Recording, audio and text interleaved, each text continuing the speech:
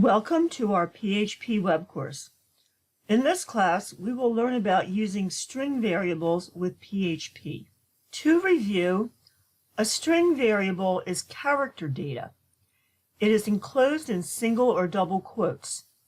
It can contain one or more letters, an entire word, a sentence, paragraph, numbers, and most symbols. It is called scalar because it contains a single value. This is the most common type of variable used in most languages. Let's review using string variables with the echo statement. Here I have a variable called pet, and I am storing the value of dog in it. My next echo statement uses single quotes, and I have a string followed by the name of the variable. The second echo statement uses double quotes, which also has the string followed by the name of the variable. If you look at the output on the right, you will see that when we use single quotes with the echo statement, the variable is literally interpreted and it looks like the variable name. However, when we use double quotes with the echo, PHP replaces the variable name with the value assigned to it. This also applies to using the print statement. It does not matter whether my variable value uses double or single quotes. What matters is the echo statement. I want to emphasize that PHP replaces the variables with their values within double quotes using echo.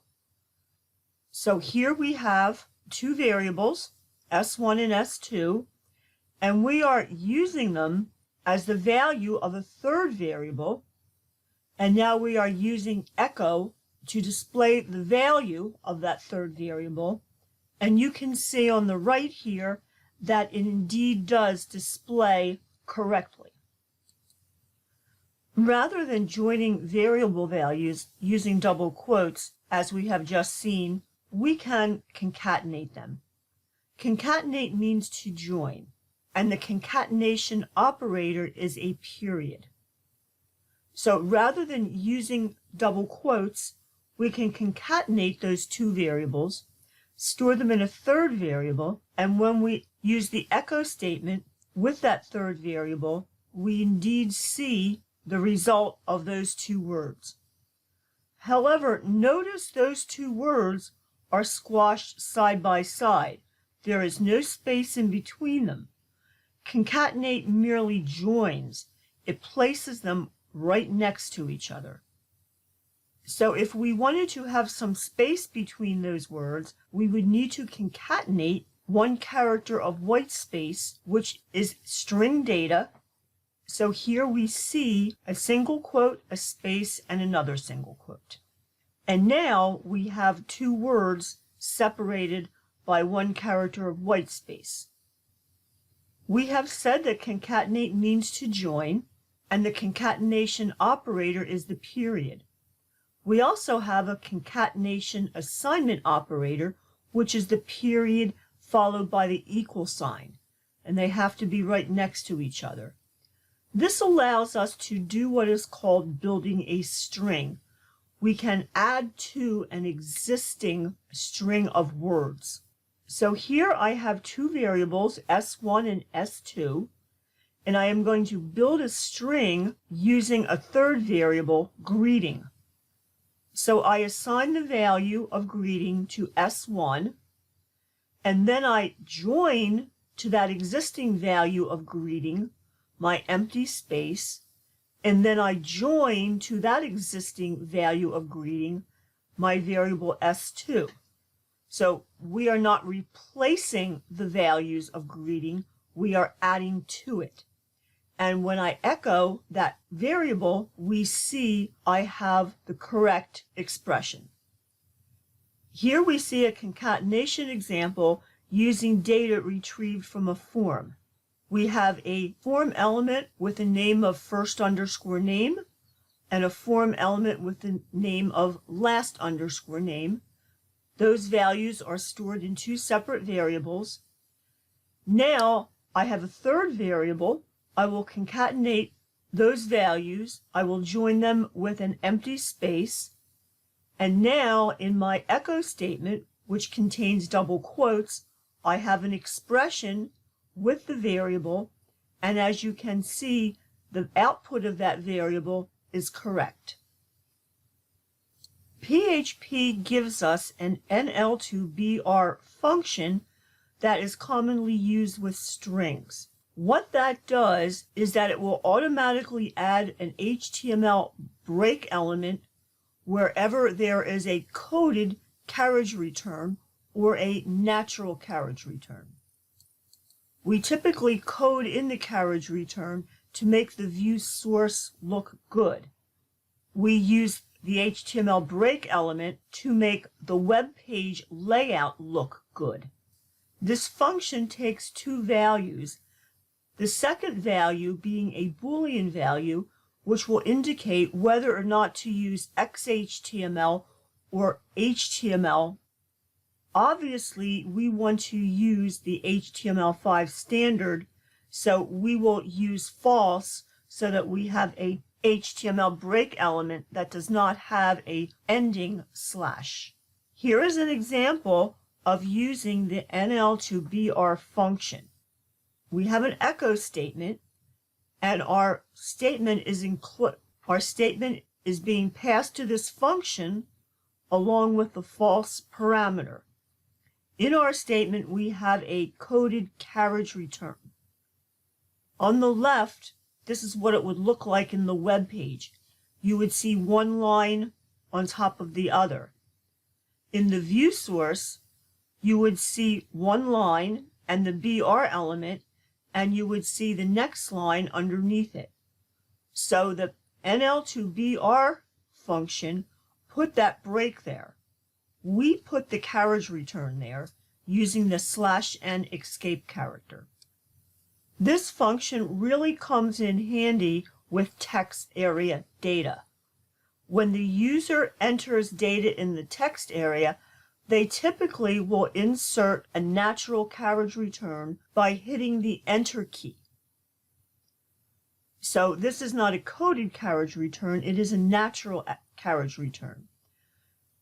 This enables us to use the NL2BR function so that we can format those comments with the BR element so that we can automatically insert the BR element for the web page content along with the carriage return that the user entered. So if we wanted to echo back the comments on the web page, they would line up exactly as the user entered them in the text box. HTML web forms are the primary means by which data is sent to the server. It is also the primary means for which we enter data into the web page. Therefore, we want to make sure that the data has no security issues. It is possible for the user to enter malicious code into a text box or into a text area. This is known as cross-site scripting or XSS. There are several things that we can do to prevent this.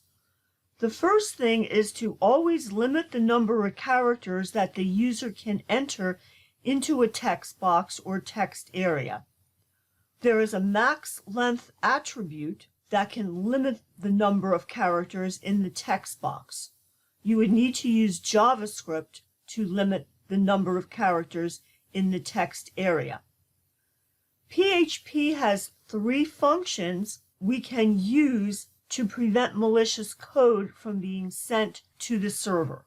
htmlspecialchars, htmlentities, and strip_tags.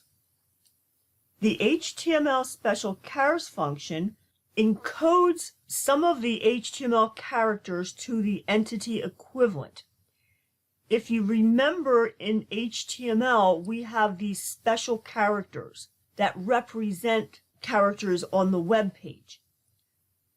So the htmlspecialchars function would encode only some of the most problematic HTML characters to their entity equivalent. For example, the less than and greater than characters. These are needed in order to execute JavaScript because we need the script tag. So if a user were to enter some malicious JavaScript, they would have to use the script tag. This function would convert those less than and greater than symbols into their entity equivalent, and therefore they could do no damage on the server.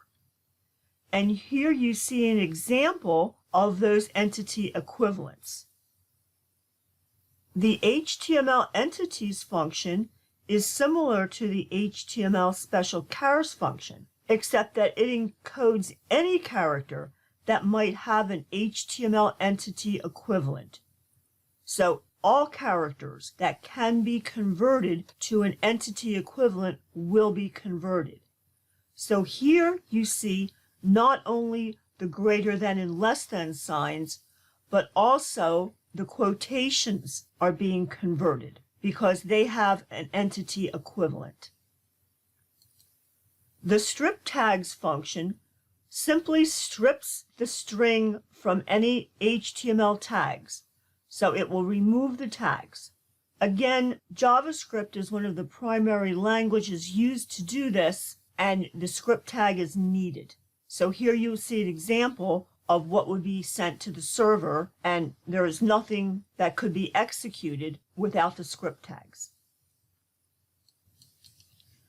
PHP has a URL encode function that will encode all the characters that have an HTML entity equivalent. This is typically used for appending a string to a URL. So here you see the string without the encoding, and here you see what it would look like if those characters were encoded into entity equivalents. Just as we can encode, we have the URL decode function to do the reverse. So we can take an encoded string and convert the entity equivalents to their respective characters.